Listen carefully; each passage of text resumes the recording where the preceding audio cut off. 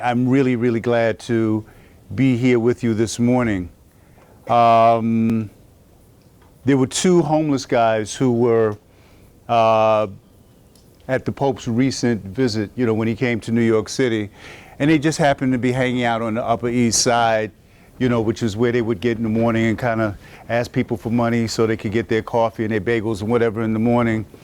And the Pope came out and got into the Pope mobile, and he was on his way to a ceremony, so he was in full regalia. And one of the homeless guys was named Bo, and the other one was named Sam. And Bo looked at Sam and he was like, Bo, man, who's that white dude with that crazy hat, man? Got into that strange car and he just drove off. And Sam looked at Bo and says, man, that's the Pope, fool. You don't know anything. He says, I know a lot. He says, no, you're just an ignorant fool. You don't know anything. He said, I am not ignorant. He says, you are. He said, I make you a bet. He said, I bet you that I can ask myself a question and can answer it, and you can ask yourself a question and can't answer it. I bet you a bottle of wine. Bo said, well, I can answer my own question. Okay, it's a bet. Bo said, okay, here we go. Question. How does a rabbit dig a hole without getting any dirt around the side? Answer, he starts at the bottom. Sam said, how does a rabbit dig a hole without leaving dirt around the side? He starts at the bottom. How does he get to the bottom? He said, that's your question, fool, you answer.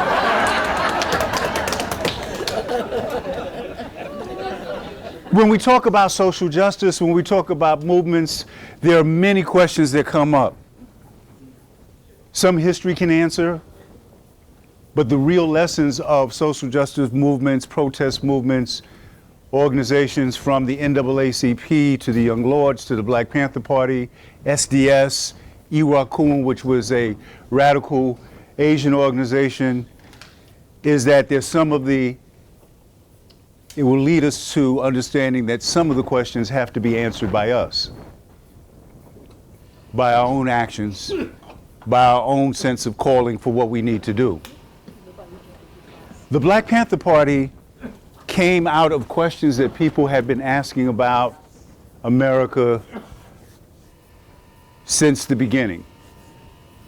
And in particular, when we deal with the black community, people of color, and the institution of racism, institutionalized racism, but also when we deal with slavery. But before I kind of go there, I want to talk about my own experiences in joining the Black Panther Party, because when you talk to people who were in the Black Panther Party, when you talk about people who were in the movement in those days, I'm looking and I'm seeing some brothers and sisters that might have been there, who probably were there involved in some way. They become very personal stories. One of the things that I tried to do in my book, Panther Baby, and it's a book that took a while to write, and what finally made me write it, I was, writing other things about the Black Panther Party, and writing plays and screenplays and writing articles, but never about myself. And what finally did it for me, after years and years of people urging, was that I started reflecting that, especially when I would talk to young people, they would say, you were in the Panthers? And I would say yes, and they'd go like, what was it like? But the way they asked it, the look they had in their eyes, the passion that they had in their voices, they wanted to know what was it like in the sense that if somebody had played basketball with a certain team, or if you had taken a certain trip, or if you had been at a certain concert, I'm sure there's, we lost Prince this week. I'm sure there's some people that says, yeah, I was at a Prince concert, 8 years ago, and people are looking at them going like, what was it like? And they want to know how you felt. What was the music like? What was the crowd like? Not some kind of musicology analysis, distance of his importance to pop culture and how he hit the chorus. Man, what was it like? So my story begins as a kid who was growing up between the Bronx and Harlem, raised by adoptive grandparents, never knew my real dad, barely knew my real mother. But I had the experience of being raised by, although I was being raised in the Bronx, I was raised by grandparents who had grown up in the South, and in fact their parents had been slaves and some of their older siblings had been slaves, so they understood a very segregated, very tough, very hateful South. They told me stories about walking down the sidewalk or walking down the street where it was not paved, and not only not being able to look a white person in the eye, but having to get off the sidewalk and get into the street to let them pass. And it didn't matter if this was a grandmother who was in her 70s and 80s, who had raised not only her own children and grandchildren, but probably helped raise a lot of the white folks' children. She had to get off the sidewalk. It didn't matter if it was raining and if the street was unpaved and muddy. She had to get off the sidewalk and get her feet dirty on her way to the market and on her way to church. I heard these stories about beatings and lynchings as first-person recollections. Saw the picture of Emmett Till as a cautionary tale. Those of us who are a little bit older know that there would be that Ebony or that Jet magazine in the house right near the family photo album. And at a certain point, the elders would show you, especially if you was a black boy, the picture of Emmett Till. And you heard that story about a kid who got killed for daring to whistle at a white woman. And it was shown as something like, as a warning, being a black boy in America, you need to know your place. And still on the other side, they had been church folks, grandma much so more than grandpa, and grandpa had been a merchant seaman, he had been a boxer, a taxi driver, laborer, he'd done a lot of things, a numbers runner. But above all, he's what we called, in those days, a race man. Again, some of our older folks will know that term. Someone that was proud. You know, W.E. Du Bois was a race man. Jack Johnson got in trouble because he's what you call a race man. Paul Robeson proudly referred to himself as a race man, someone who was proud of their African heritage, proud to be black or Negro, and proud to fight for what was going on in the community. Robeson got in trouble, and we'll come back and relate this to the Panther Party and to Malcolm X and Dr. King, because he understood that the struggle transcended race. It was an issue of class. It was an issue of economics. But I want to go back to Grandpa for a second, because he was proud and he gave me a lot of history and educated me and helped my perspective. But again, he was a living testimony to what he had experienced, what he had seen, what he had been through. And he was a very colorful guy. So it's not like he sat me down with textbooks or old articles. The information would come a little something like this. We'd be sitting in the living room, and there'd be a Tarzan movie on Grandma's black and white TV. Johnny Weissmuller would swing through the jungle. Anybody see any of those old Tarzan movies? And he would come and he would do the Tarzan yell. You know the yell? Can anybody do it? Somebody could do the yell. He would do the Tarzan yell, and he would land, and typically there would be the evil white hunters that had the gun on the damsel in distress. And Tarzan would look, and he would speak his unique Tarzan language. And the lions would come, and the elephants would come, and the monkeys would come. And typically the Africans would be standing over in the corner looking crazy and scared, not knowing what to do. Grandpa would let this go on for about 5 or 10 minutes. I'd be watching the movie, and then all of a sudden he would critique the film. And Grandpa would say, "What the fuck is this?" Now tell me how in the hell little peckerwood crack-ass baby fall out of damn plane. He speak lion, monkey, tiger, every damn thing. The Africans look like they crazy. Boy, change the damn channel. So that was my political, cultural film critique on Tarzan. I would get up. In those days, I was the human remote control. You know, you had to get up and fix the antenna, you know, change the dial and hold the antenna. And here comes a reporter, a young Harry Reasoner. And he's doing what I later came to know was called an editorial. And he was talking about the race for space. The Russians had launched not only the first satellite, they had put a man into space. And young Mr. Reasoner was talking about that and what was the United States going to do because the Russians could not have superiority in space. Once again, Grandpa looked, stared at the TV intently. I was kind of doing my homework looking, wondering what his critique would now be. He allowed Mr. Reasoner about 5 minutes. And then he began his critique, which was, you was a lying, frying pan face, onion head, motherfucking cracker. Change the damn channel. And that became my first lesson in critical thinking and evaluation of mass media.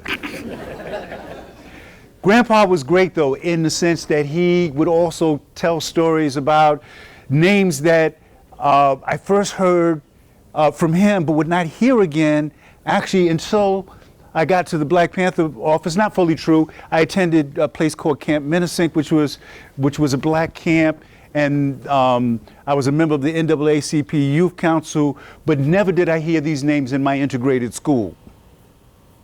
Names like Crispus Attucks, who was the first man to die in the American Revolution who was a black man on Boston Commons.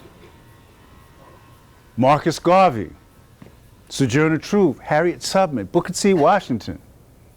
These are names that I heard from my grandfather, who had very little formal education, but had a lot of world knowledge and practical information. And in the Panthers, we later call that political education, PE, because it's what you would do with that.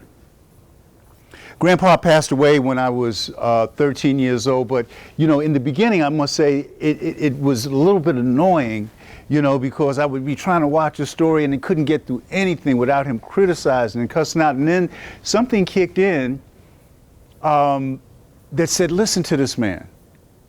And so when I was about 12 years old, we would be sitting in the living room together and I would actually get off and turn off the television and say, Grandpa, tell me a story. And he told me amazing stories about his travels, about what he had seen, about Cuba, about African civilizations, like Songhay in Mali and Timbuktu. And then he passed. So I joined the NAACP Youth Council, and it was just Grandma and I. And then when Dr. King was assassinated, it radicalized a lot of us. It was instant radicalization. If hate could kill the Prince of Peace, if a white racist could kill Dr. King, then what hope was there for nonviolent transformation? So I went down to 125th Street, got caught in the fringes of the riot, as I described in my book, Panther Baby. Almost got locked up, almost got shot, running from the cops, just running with a crowd, not because I was doing anything, and got rescued with a group of dynamic black militant men. I didn't know quite who they were, but they stood down like the cops like I had never seen before and got me home safely. The next day I came to school and sat with my friends during lunchtime. And I was a hall monitor, so we ate at a little table and then we got to eat first and then you would go into the hallway and stand there. Students didn't listen, but it didn't matter. You got to get out of class early and eat lunch, so you know, you did the hall monitor thing. And I announced to my friends, my buddies, we were all in 10th grade. I announced to my friends that I, Eddie Joseph, was now going to be a black militant. And one of my good friends was Paul Kirshner, a white kid, Jewish kid. And Paul said, Eddie, I don't know if you can announce you're going to be a black militant like it's a career choice. Like you're going to be a doctor or a lawyer. I was like, no, Paul, you don't get it, you watch. So as much to prove to my Paul as to myself, I then had to have find the most militant organization on the scene. And the process was pretty subjective. I didn't have a lot of information. It would be like the black Muslims. I was like, nah, I don't like bow ties. And grandma makes some like real great, bacon and pancakes on Sundays. I can't, didn't really analyze the program, what was going on. There was a group called SNCC. Nah, I know Paul and them will teach me. It's going to be Snoot, Snot, Snake. I can't join that. One night, on Grandma's Black and White TV, there was a report about growing black militancy in America, and they talked about this group called the Black Panther Party. And the Panthers started in Oakland, California, and their first visible presence in the community was that they had patrols where they would follow the police, essentially policing the police. Now, in communities like Oakland and Harlem and Chicago, Watts, police brutality not only was permitted, it was an accepted part of the culture. It was like standard operational procedure. Cops would stop you, smack you around, ask some questions, and either send you home or lock you up. It was standard. I lived in a working class black neighborhood, and I can't tell you the amount of times that we got smacked around just because we were on a corner on a basketball court that we shouldn't be with. And I remember one time distinctly the cops, we snuck into the basketball court, came, asked us our names, took their nightclub on, park is closed, get your asses home, whacked us across the back, and we run, and we wind up around the corner, and my friend Roger is crying. There were about 4 of us, and he's crying. And you know what we did? We teased him. We go, you crying, you a punk. He's like, I'm not crying. Yeah, you crying, you a punk. No context. We had been assaulted.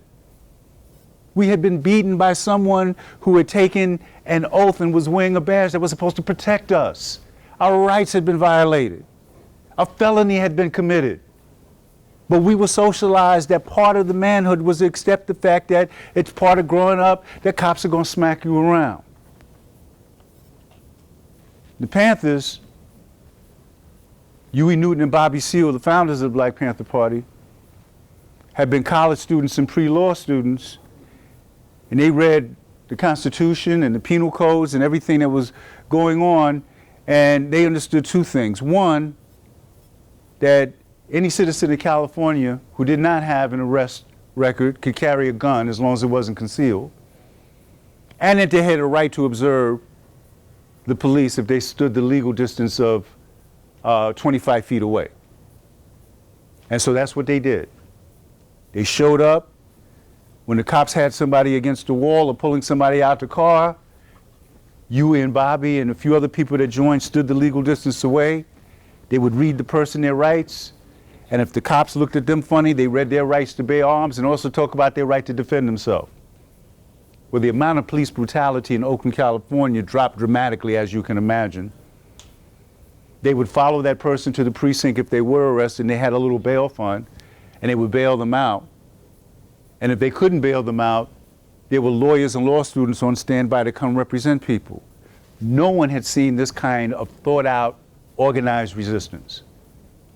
And so the Black Panther Party expanded like you would not believe throughout California, and soon to be other cities. But California, the legislature responded saying, when we said that any citizens could carry a gun, we didn't mean you guys. We didn't mean you crazy black men and women with these leather coats and these berets, policing the police. So they called a session of the legislature to redo the law. The Panthers responded by showing up at that session armed. And they stormed onto the floor. This, of course, made national news. And here I am sitting in front of Grandma's television, where I had gotten my first lessons on critique of arts and culture and politics from Grandpa, watching the Panthers storm into the legislature with guns. And my reaction was, they're crazy. They got leather coats, they got guns, they stormed into the legislature, and once they come in, it was chaos, and all the powerful legislatures saw these black men coming in with guns, and they were behind their desks, sitting in the seats of power, used to running things, and they did what powerful men did in a situation like that. They were ducking. And then the reporter came and he said, and the militant Black Panther Party, the police pulled over their vehicles and they found more guns in the trunk and communist literature. And I was like, they crazy. They got leather coats, they got guns. The man said they're communists. I want to join them. Because, you know, you're 15, you crazy. And of course I had to find the most militant organization on the scene. There wasn't a Panther office in the Bronx where Grammy had her apartment. Harlem office hadn't opened. The first Black Panther office in New York City was right here in Brooklyn. Right here on Brooklyn, on Fulton Street. And 1808 Fulton Street was the address. So we had to take this long train ride from the Bronx to Brooklyn to the secret headquarters of the Black Panther Party. We thought this was the secret headquarters. And I'm riding, and I'm with two older guys who went to the same community center that I did. And I'm 15 years old, skinny, had my little afro, my Jackson 5 style afro. And I'm sitting in the middle of these two slightly older guys. One guy was 17, the other was 18. And one person leans over to me and he was like, yo, man, you know the Panthers is no joke, right? It's like the mafia. Once you get in, there's no getting out. And I'm sitting there going, like the mafia?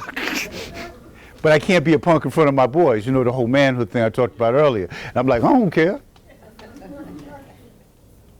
The other guy leans over, and I think everybody's trying to psych each other out and to see who would leave first, you know? Then we had an excuse to follow. But so everybody's, let's work on, you know, Eddie. He's the young one. The other guy comes over, he says like, yo man, you know you're gonna have to prove yourself, right? You know you gotta kill a white dude to be a Panther. And I'm like, kill somebody? I'm in the church choir. But I can't be a punk in front of my boys. I was like, I don't care. My other friend leans over, he was like, nah man, get it straight, man. You ain't gotta kill a white dude. I was like, oh man, thank goodness I had to kill a white. He was like, you gotta kill a white cop. And you must bring in his badge and his gun for proof. I was like, what? But I stayed with it, and we got to the outside, and there was the sign that said Black Panther Party, that Black Panther logo. And I came inside, man, and there was all these cool older brothers and sisters with their leather coats and their army fatigue jackets, berets, African galas. And then we went into the main area where they were folding chairs and meetings. Now, I want to put it in context. I said all the older brothers and sisters. I was 15 years old, so they were old to me. But they were 18, 19, 21, 22 years old. The average age of a woman or a man in the Black Panther Party was 20 years old. When you look at the footage, when you look at Black Panther's Vanguard of the Revolution, you'll see how young we were. And I'm sitting in the back, and the person who's sitting at the desk is doing what we call political education classes. And similar to what we have here today, which is amazing, it would be a mixture of Panthers and community folk. And the topic could be the Panther 10-point program, or something that had just happened, or we would talk a little bit about Malcolm X, or it could be anything from a chapter from the autobiography of Malcolm X to an editorial in the New York Times. And you would critique it and says, what does this mean in terms of our community and liberation struggle? And this particular day, the brother was explaining the Black Panther 10-point program. And this is the 50th anniversary of the Black Panther program. And if you go online and you look up the 10-point program, October 1966, and it says stuff like, we want freedom, we want the power to determine the destiny of our community. Number 2, if I recall, was we want full employment for our people. Number 3 was we want an end to the robbery of by the capitalists of our black communities. Number 4, we want decent housing fit for shelter for human beings. Nothing in the 10-point program about killing a white guy, bringing in a cop's badge and gun. but I'm not paying attention. I'm in the back and I'm psyched up and I'm, going to prove that I want to be a Panther. And and he got to point number 5, which is about education. And if you read the 10-point program, by the way, just as an aside, it was written October 1966. It could have been written last year. All of these things are still relevant. Sadly, none of these things have been fully realized. And so he gets to point number 5. We want an education that teaches us our true history and the true nature of this decadent American society. And I pop up in the back and I'm like, choose me, brother. Oh, me. I kill a white dude right now. The whole meeting gets quiet. The brother looks at me and says, come here, young brother. I walk up, heart pounding in my chest. He looks me up and down and he pulls open the bottom drawer of the desk and he reaches way down to the bottom of the desk and my heart is pounding. I'm looking like, look how far down he's reaching in that desk. He's gonna give me a big damn gun. And he hands me the secret weapon of the Black Panther Party, the secret weapon of all liberation movements. Brothers and sisters, he hands me a stack of books. Autobiography of Malcolm X, Soul on Ice by Eldridge Cleaver, Wretched of the Earth by Frantz Fanon. And back then everybody had the little red book, quotations from Chairman Mao. And so I'm thinking this must be a test, because my boys told me I've got to do A, B, and C to be a Panther. And he's gonna give me some books. I want no books. If I wanted books, I wouldn't play hooky to come here today. And so I looked at him and I lowered it, right? And I explained to you I had my little Jackson 5 afro, right? I'm like this skinny. Not only did I have the Jackson 5 afro, I'm 15, my voice hadn't quite changed, so I sounded like Michael. But anyway, I cleared my throat and tried to put as much bass in my voice as I could, and I looked at him and I said, excuse me, brother. I thought you were going to arm me. And he said, excuse me, young brother, I just did. And as I'm walking back to my seat, he said, young brother. And I stopped. Now what? He said, let me ask you a question since you came in here all fired up saying you want to kill up white folks.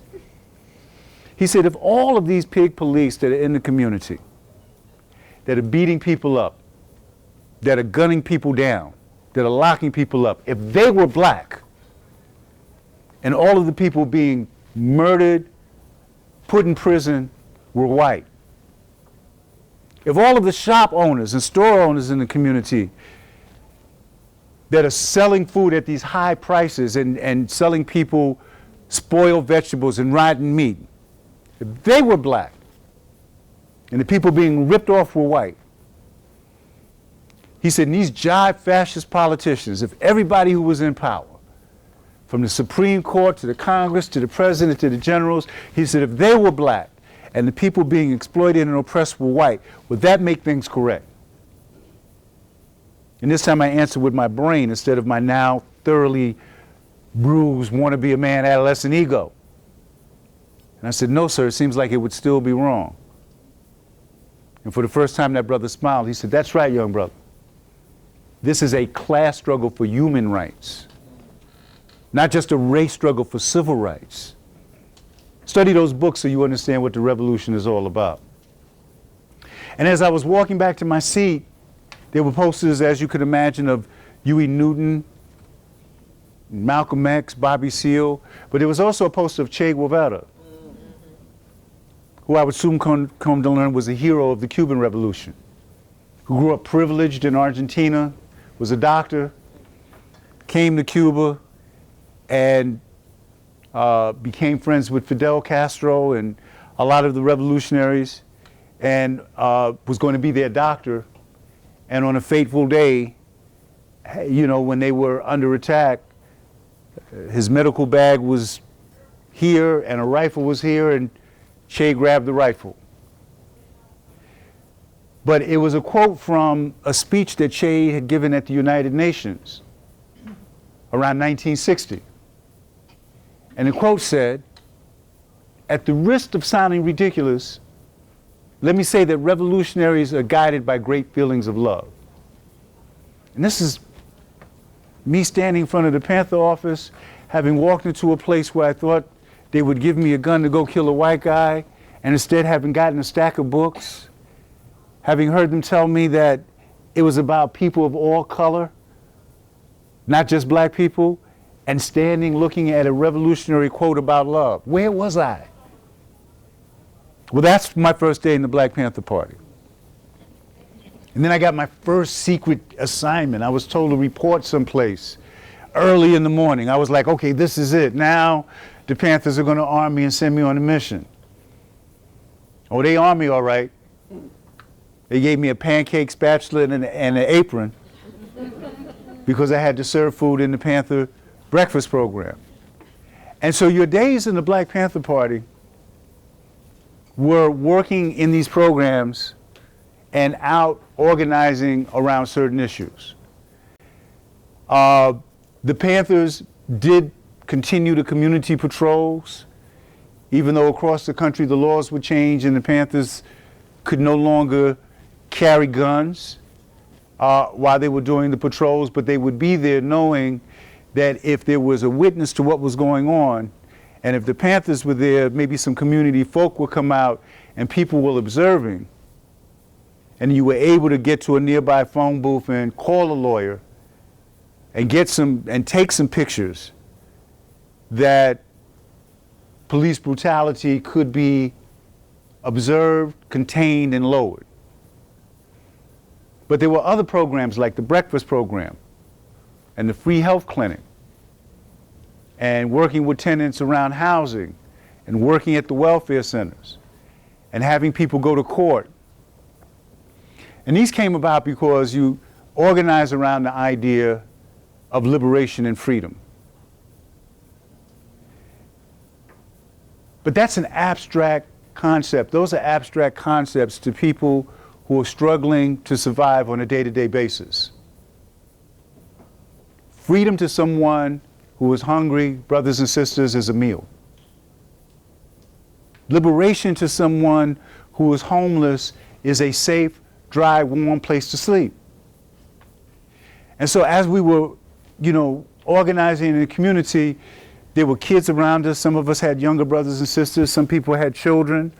And then we would hear about, black students not doing well in school and, problems that was going on, kids being disruptive. And then we said, you know what? Maybe if a child is in first grade and the teacher's teaching an arithmetic lesson and they're saying, class, 3 apples plus 2 apples equal 5 apples, and the kid hasn't had breakfast and his stomach is growling, it's hard to pay attention to the fact that 3 plus 2 equal 5. So we started the breakfast program. Now, one of the lessons from history about the breakfast program is that we did not ask permission to start this program. We did not apply for a government grant. We identified a problem, and we said we have to apply a solution. We went to community centers and churches, and we would ask, can we use your dining room and your kitchen? Some people would say no, but all it takes is one yes. And then we would go to people who had stores in the community, and we would ask for donations of food, no money. We would say, listen, would you give us a case of milk once a week? The store around the corner is going to give us a case of eggs. The other store about 3 blocks away has already said they're going to give us pancake mix. If you can give us milk, we can feed kids in this community. So we got the food, we had the space, and then you would put out a flyer. There's never a shortage of hungry kids in the community. And so without permission, without any government grants, without any approval, we opened up a breakfast program, and the first week you might start out with 20 kids. Within a month it would be 100, and then several hundred. The Black Panther Party was feeding 50,000, estimates are between 50 and 100,000, but let's even stay with the low number, 50,000 kids each morning across the country. And as Erica Huggins pointed out, we were on a panel together for PBS a couple of months ago about the film Black Panther's Vanguard of the Revolution. It wasn't our intent, but we shamed the government. We wanted to feed our kids, and we certainly wanted to point out the contradiction in a system that is so rich and make so much money, but we have, we have poverty and we have hunger, right here. But we shame the government. And so the food programs that exist, and that in some cases that we take for granted, breakfast programs and lunch programs that are all across the country, were inspired by the Black Panther Party. I was at a conference at Mount Sinai Hospital a few months ago about sickle cell anemia. And I was there as a supporter and observer because one of the organizers was my son, who has a graduate degree from Columbia University in film. He's got an MFA in film, but who has sickle cell anemia. And he's an activist around it and worked with some doctors, some nurses. And so the opening speaker was a physician who's a noted doctor who treats sickle cell anemia and, who talks about, what issues this raises in the family. And this was a middle-aged white doctor. And he starts his remarks out at this conference saying, there would not be national testing of sickle cell anemia were it not for the Black Panther Party. No idea that, a former Panther was in the room, was there. He just wanted the audience, the gathering of community activists, sickle cell patients, doctors and nurses to know this, how community medicine comes about. And it came about because the Panthers, again, understood, I write about this in my book, Panther Baby, people would bring their children and their elders into the Panther office because they had been turned away from the emergency room. And there was a little girl who was brought in by her mother who was in tremendous pain. My first contact with sickle cell anemia. And the girl is crying, she's trembling. She's around 7 years old. And the mother comes in not knowing what to do, but she had heard that the Panthers could help. And she said that she had taken her daughter to the emergency room and they turned her away and they told her that it was psychosomatic. And so we went back to the emergency room and there were 30 Black Panthers surrounding this little girl and her mother, and the doctors came out and we said, you better treat this little girl, there's going to be a psychosomatic riot in your emergency room. But it was more than just showing up, demanding that doctors and nurses do what they should be doing in the community. They were always people of conscience wanting to do better. And so we had doctors and nurses and healthcare workers who on their day off would come to the Panther office, bring some medical supplies and start treating people in the community. So we were doing testing for hypertension, for asthma, for sickle cell anemia, for lead poisoning, right out of Black Panther offices. And this idea of community medicine. In New York City, the Panthers, the Young Lords, who were inspired by the Black Panther Party, the Young Lords were a street gang in Chicago. And Fred Hampton, the dynamic Fred Hampton, began organizing the gangs. And the leader of the Young Lords was a man named Cha-Cha Jimenez. And the Young Lords went from being a street gang to a political organization. They wore purple berets, they had a 12-point program, they talked about class struggle, class solidarity. The Panthers would start a meeting and they would say, all power to the people, and the people would say, okay, let's try that again. The Panthers would start a meeting and they would come in and they would say, all power to the people, and the people would say, we're gonna try that one more time. I thought I was in Brooklyn, the birthplace of the New York Black Panther Party. Do I need to go back to Harlem and try this one more time? The Panthers would come into the room and they would say, all power to the people, and the people would say, and then the Panthers would say, that right, and that means black power for black people, but that also means brown power for brown people. That means white power for white people, red power for red people, and yellow power for yellow people. And you would go like, well, what does that mean? You're the Black Panthers. Why would you be talking about white power? Because We're not talking about white power in the sense of white supremacy. We're talking about black power, white power, yellow power in the context that now we call it the 99%, but then we would talk about the majority of people in this country who are struggling for decent lives, for food, clothing, shelter, medical treatment, safety, people who want the same things and can't have these things because of a system that gobbles up the wealth, that gobbles up possibilities. And so the Panthers and the Young Lords in New York City started working with healthcare workers in the South Bronx and in Harlem, taking over hospitals like Lincoln Hospitals and Harlem Hospitals. And the first patient Bill of Rights was written by this group of radical healthcare activists. So the patient Bill of Rights that's in every hospital room that you go into was originally authored because of the demands of healthcare workers, Panthers, Young Lords, and community folk saying you can't just treat people any kind of way. They have a right to know. They have a right to care whether they have money or not. They have a right to consult with hospital staff and social workers. They have a right to know what's going on with their case, what the prognosis is. All of these were authored because of the power of the people. There were liberation schools, so that after school and on Saturdays, there were places where kids from the community could come for free and learn some of those history lessons, learn the context of going on in an organized way.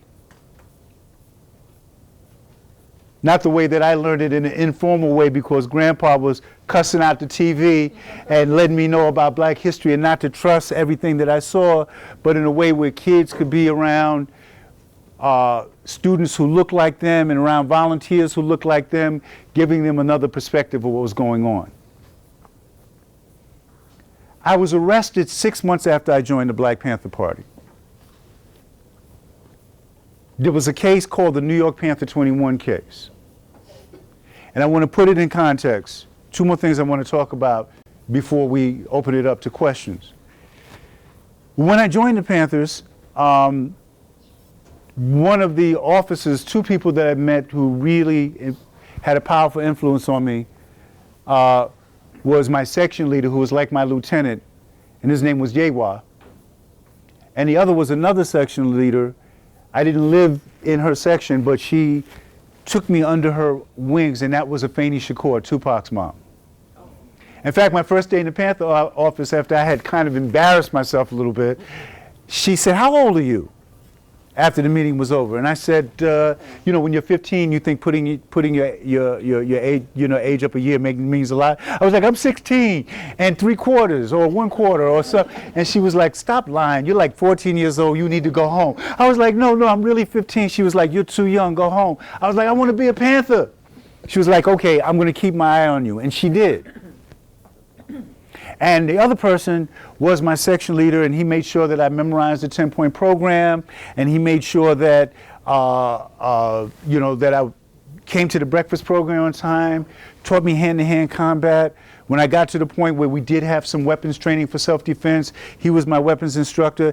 And when my grandmother, who was worried about me, saw me coming and going at all hours, and I'm making up all kinds of lies, I'm doing community service, I'm staying late, I'm on the basketball team, on the football team. I wasn't very athletic. All of a sudden, I'm all these teams. Well, can you slow down?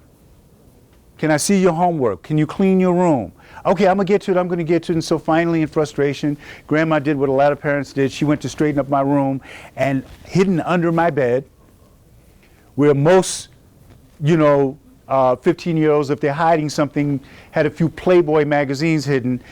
No, I had all my Black Panther papers and radical material. Now, if you've seen, again, go online and look at some of the covers of the Black Panther Party, or look up Emory Douglas.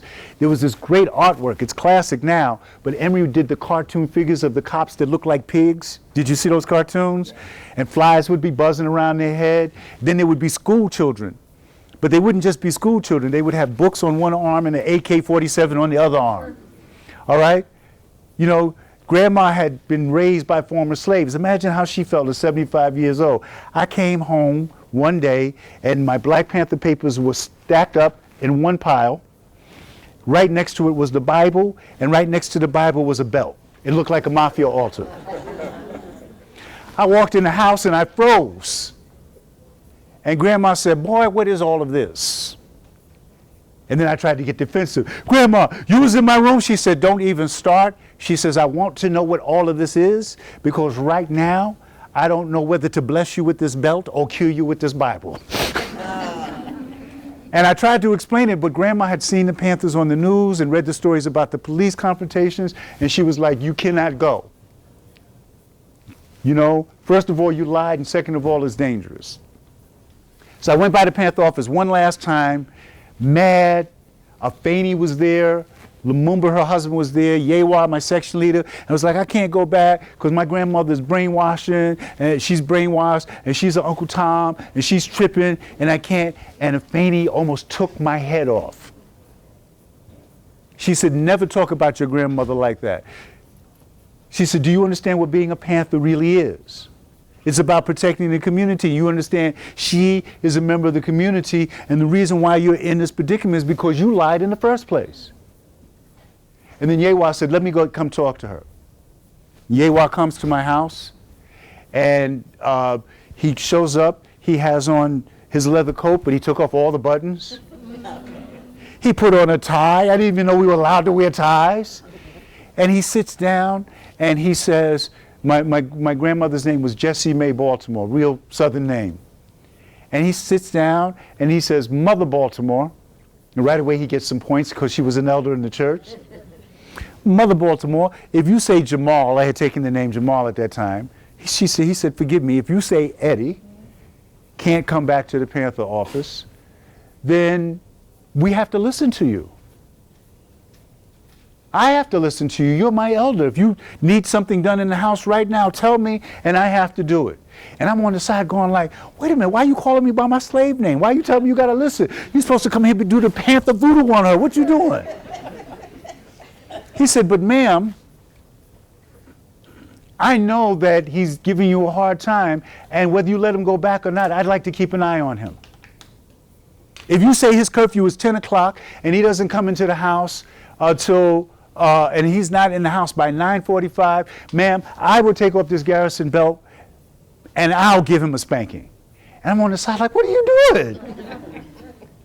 She said, I know he could be doing better in school. He said, I know he could be doing better in school. If you want him to bring you an 85 on the next algebra test and he doesn't bring at least a 90, I will take these size 13 combat boots and I'll give him a swift kick.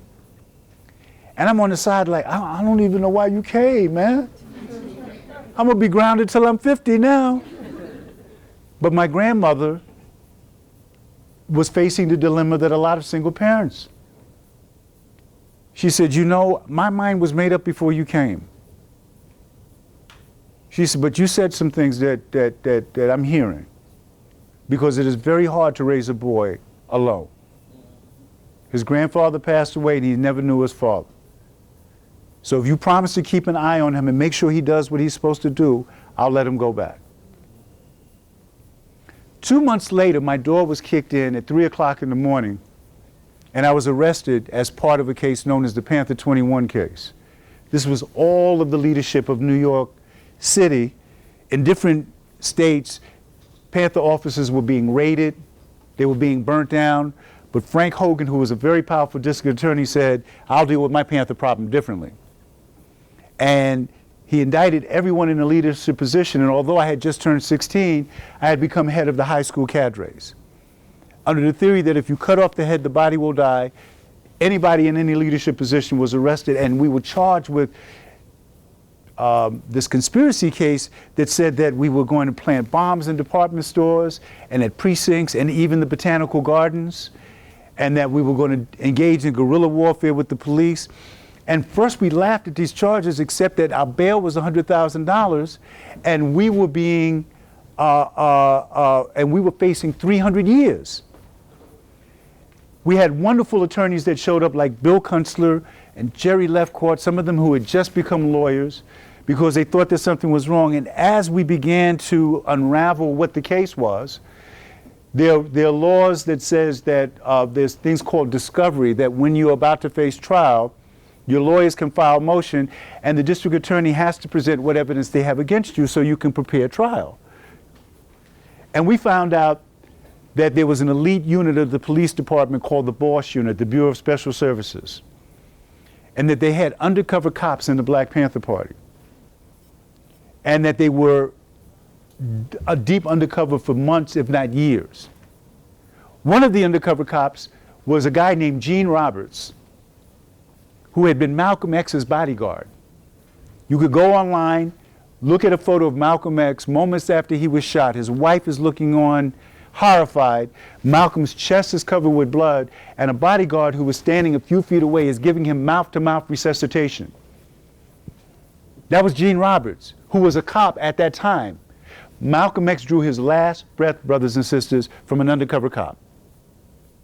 And the other operative, who was deeply placed, who was a cop, was my mentor, was Yewa, was the person who taught me how to cook pancakes for the breakfast program, the 10-point program, self-defense, and came to my grandmother's house to convince her to let me stay.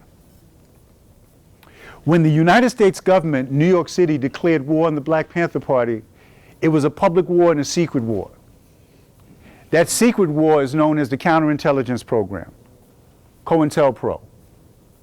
One cannot talk about the Panthers without talking about counterintelligence. It was conceived by J. Edgar Hoover and the FBI. And the idea is that we'll go into these organizations, we will use microphones, cameras, listening devices, we'll use informers and undercover cops, not only to gather information, but to plant false information. And so, not just looking for weapons, but we'll plant weapons. We'll let them know where you can buy weapons. Not just see if there's any confusion between the leaders, we'll create confusion. We'll come into the meeting, we'll say, we had a great meeting, and we're leaving feeling good. But afterwards, we'll send one of our operatives, and we'll go to Professor Horowitz and says, you know, Jamal acted like he was really glad to be there, but he was saying he didn't know why you invited him, and you behaved like an FBI informer. And then they'll come to me saying, boy, they really act like they wanted you to come back, but they said that there's something shady about you, and they say that you're dealing drugs in the community, and that you should never be respected in that way. Watch how he looks at you the next time. Now we're looking at each other like this. She's an informer, I'm a drug dealer. This is how you divide organizations from within. The counterintelligence program led to the arrest of hundreds of Panthers and the deaths of dozens of Panthers, most notably Fred Hampton in Chicago, who was one of the most dynamic organizers in the movement. 21 years old, was beginning to organize all the gangs in Chicago. Brilliant speaker, Google one of his speeches. Knew how to work with community folks all the way up through the city government. And Fred Hampton, the plans to his apartment was given to the Chicago Police Department by the FBI because of an informer. You'll see him in Eyes on the Prize, you'll see him in Black Panther's Vanguard of the Revolution. Fred, the Chicago police said it was a fierce shootout that the Panthers fired. The Panthers learned something from Mamie Till, Emmett Till's mother. When Emmett Till was killed, he was brutally beaten. His body was swollen and bloated and looked horrific. And he said, Miss Till, just identify the body. We'll dress him up nice and we'll close the coffin. And she said, no. I want this coffin open because I want the world to see what happened to my son. And in Chicago in 1955, over 50,000 Chicagoans, black and white, came to see the body of Emmett Till. And it was in every black publication for sure, but many white publications across the country. And it put a face on lynching and racism. And in fact, it was a few months after Emmett Till that Rosa Parks refused to give up her seat. A lot of people think that it was Rosa Parks' action that sparked, that was the spark of the fire of the modern civil rights movement. Rosa Parks was the first one that says, I thought about Emmett the whole time. And the other thing was that Rosa was not just a random woman that was doing, she was a trained field organizer. Rosa just had that training, knew a boycott was going to happen. She just said, I guess today's the day. She did do that. I'm trying to put this in the context of movements. And so the Panthers said, we're going to leave the apartment open because this wasn't a shootout, this was murder. And young white reporters, I have to go back to All Power to the People, came to that apartment, filmmakers and reporters, and they looked at all of the bullet holes, and they had covered crime scenes before, and they had said, if this was such a fierce shootout between the Panthers and the police, why are all the bullets traveling from outside going inside? And then they saw there was only one shot was fired for inside the apartment, and that was Mark Clark when he was trying to answer the door. The other Panther who got killed, when they shot him through the heart, his gun went off. That's the only shot inside the Panther apartment. Fred Hampton couldn't have reached for a gun because when they did his autopsy, he had horse tranquilizer in his system. Fred Hampton wouldn't even take an aspirin for a headache. It was murder. Why were the Panthers attacked in this way? And I want to make this point, and I do want to open up for questions and answers. All Power to the People got us in a lot of trouble. Because All Power to the People is connected to the idea of capitalism being a system that exploits people and of redistribution of the wealth. Of saying you cannot have the wealth of the entire country concentrated in the hands of the few at the expense of the many. I can't own a bread factory and all of you work hard each week, and then when it comes time for payday, we made 1,000 loaves of bread, and I throw out like 4 loaves of bread and I go ahead, the rest is my bread. And then you go, how are we supposed to eat on this bread? And then here's what I do. I go to the poor white workers and I go, if it wasn't for all these Negroes, I could give you more bread, you're like me. And then I go to the Negroes and I go, if it wasn't for all of these Mexicans, I could give you more bread. Because it wasn't like that before it got there. It was just you and the white people. Now, instead of organizing against the bread factory owner and asking the question, if we're doing all of the work, why are we just getting, a few loaves of bread? Why isn't there a more reasonable distribution of the bread? Instead of asking those questions, we're looking at each other. So racism is institutionalized and it works. Slavery was a business and it worked. Racism was a marketing part of slavery. The first slaves were white. They were indentured servants. We all know that.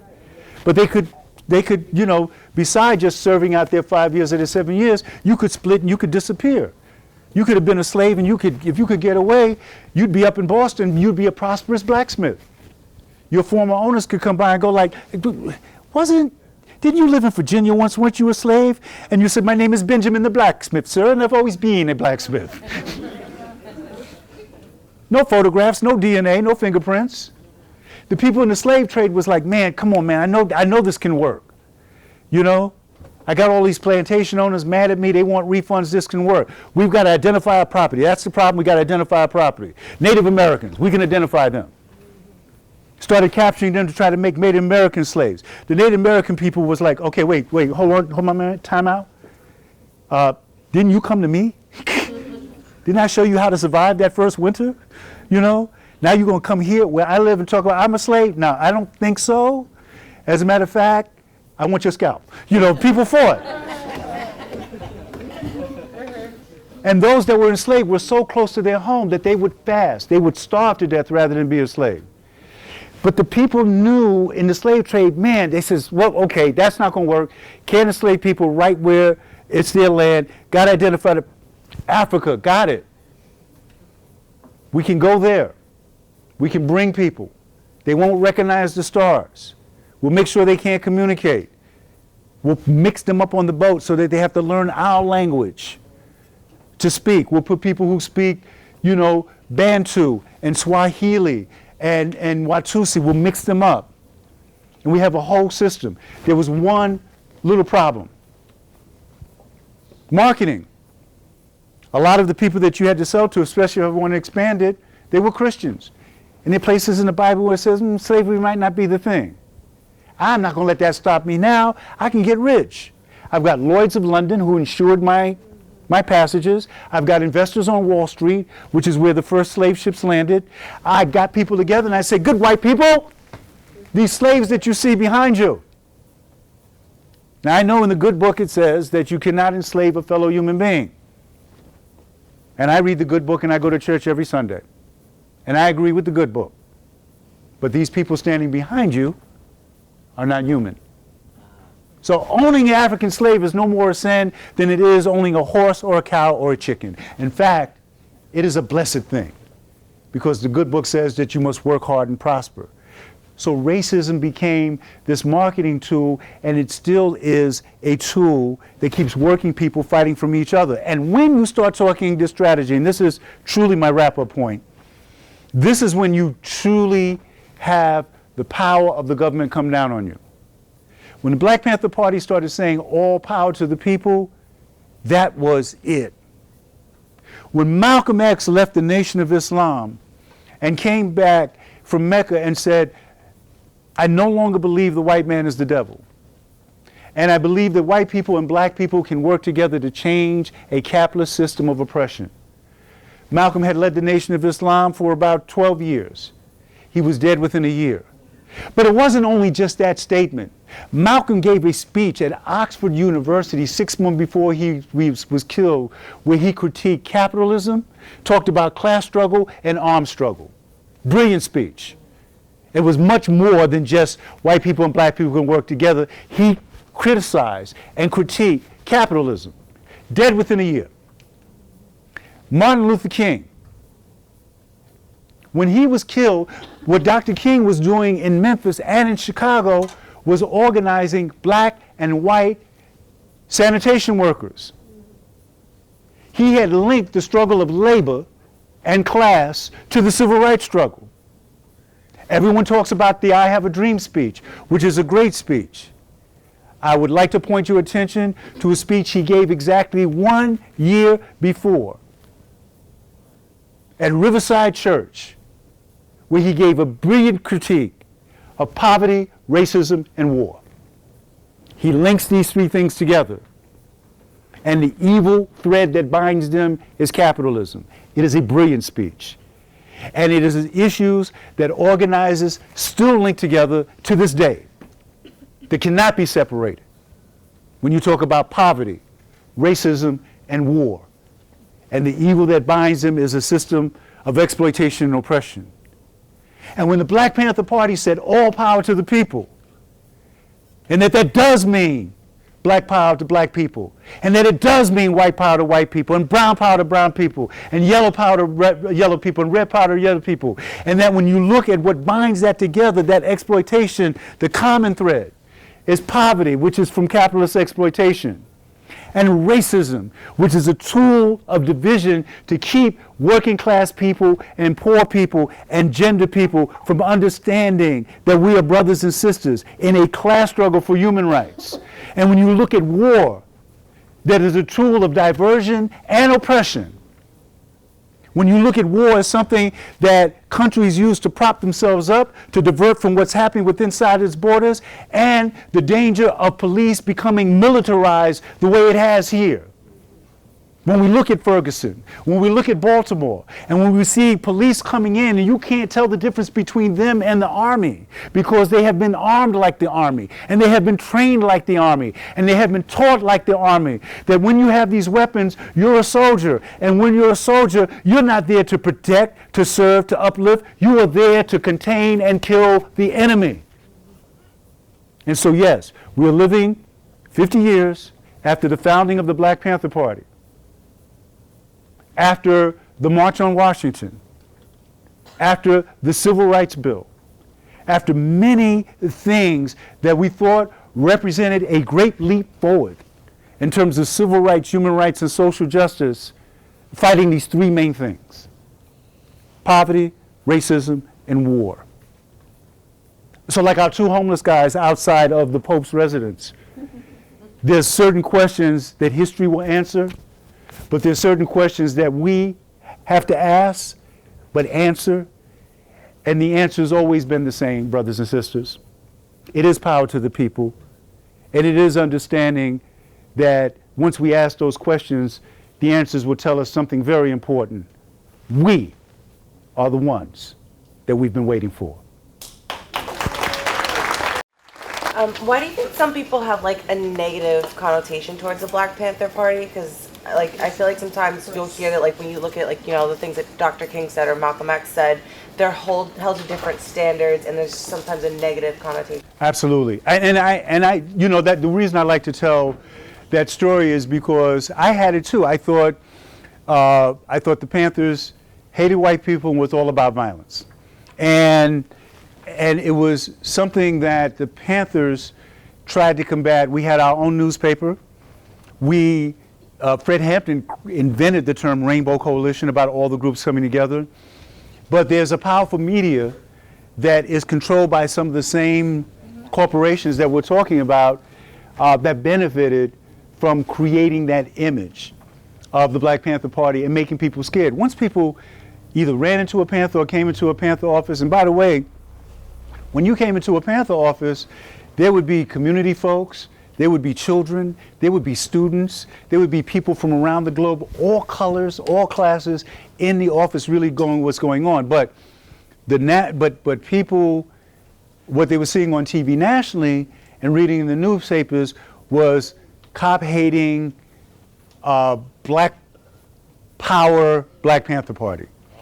And that's why even it's amazing that 50 years later that when I speak or other people speak, or when people saw the film like, you know, Black Panther's Vanguard of the Revolution, they're amazed and they say, boy, I never knew this before. The good side is that the images were so iconic that people would care to listen and to ask the questions. And then you investigate and you go like, okay, because it was swagger, it was cool, you know what I mean, those images. But then when they go and see what it was really like and what the organization really believed in, it dispels some myths. And hopefully, this is what I worry about. There are people who have adopted some of the dress codes and some of the rhetoric and even some of the attire of the Black Panther Party. There's an organization called the New Black Panther Party. Nothing like we were. Original Panthers kind of says they are not like us. And the two missing things are, but they get press coverage because they'll show up. The two main things that's missing, I can say very simply, they have no community programs. And I'm telling you, you worked from morning till night in these community programs, and they had no analysis about class struggle. They did not talk about class struggle the way I've talked about it, or the way any Panther would talk about how important it is for all poor people to get together and form coalitions to fight on many different fronts the system of injustice and exploitation. That's a great question. What happened to my mentor? I don't know what happened to him, but he was a key witness in this case. Afeni Shakur represented herself. It became a strategy in movement cases for one or two people, and she did it, Bobby Seale did it, to represent themselves so that we could speak to the jury directly. And we had a jury, we really paid attention to the jury selection process because we wanted to make a point that black people don't get a jury of their peer group. So we, in the prosecution's eyes, drug the process out. In our thing, we were making an example. And we fought so hard, we wound up having an extremely diverse jury. We wound up having a number of people of color and a number of women on the jury. They outnumbered the white men. Afeni got to address the jury on behalf of the Black Panther Party and talk about the context of lynching, of civil rights, of police brutality. A lot of people haven't heard that. A lot of people don't go that there's a direct connection to police brutality and lynching. A lot of people don't get to hear there is a direct connection between slavery and mass incarceration. Direct. Economic. Direct. If you look up prisons and companies that do business with prisons, the same way I told you companies like Lloyd's of London and many other companies profited enormously from slavery, there are companies like AT&T and Verizon and Victoria's Secrets and Target The list will blow your mind of who's making money on prisons, on mass incarceration. So it's not just that it ballooned up because of the drug laws, it's that people have made money. Afeni also cross-examined. He was a chief witness against us. Yewa, I want to go back to your question. And he was their star witness because he said, I was at some of the meetings where there were guns, and I was at some of the meetings where some of these plans were made. And he testified that, this is interesting, he was a cop, but he was also a Panther. But that he was a Panther in the true spirit. There was some good things about the Panthers. He was just there to put the bad ones away. Afeni, I want you to picture this, especially our younger people in the house, was pregnant with Tupac. You have to picture a black woman in prison, 7 months pregnant with Tupac, surrounded by guards, questioning this muscular, arrogant, undercover black cop that's trying to give her and everybody else 300 years. And Afeni says, you testified that you were a police officer. He said, yes. She said, you also said you were a Panther. He said, yes. She said, so when you seduced women in the Black Panther Party and you slept with a number of women, were you being a police officer or a Panther? She said, when you smoked marijuana and would get drunk and shoot off your gun in apartments where there were children sleeping, were you being a cop or a Panther? And I believe, we had brilliant lawyers, as I said, that cross-examination of him and her closing statement are the reasons why, I didn't say this part, brothers and sisters, after almost 2 years of a trial where we were facing 300 years, the jury came back in 3 hours and found the Panther 21 not guilty on every charge. Well, I couldn't agree more. I wish he had said it sooner and louder. I think that President Obama came to office always saying that he was going to kind of govern from the center. And, you know, but I also heard Obama say in his frustration, you can't bring a knife to a gunfight. You know, in realizing, and I think in his last term, and certainly the second half of his last term, not only with his executive orders, but that, you know, he came out of a history of understanding what grassroots organizing is, that it really is the power of the people. So I agree with that. Wish he had said it sooner.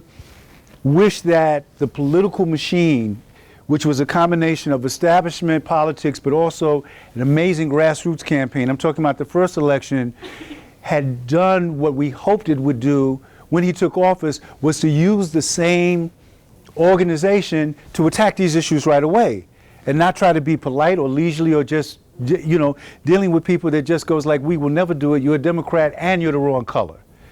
And you're dealing with something that was so deeply seated and embedded.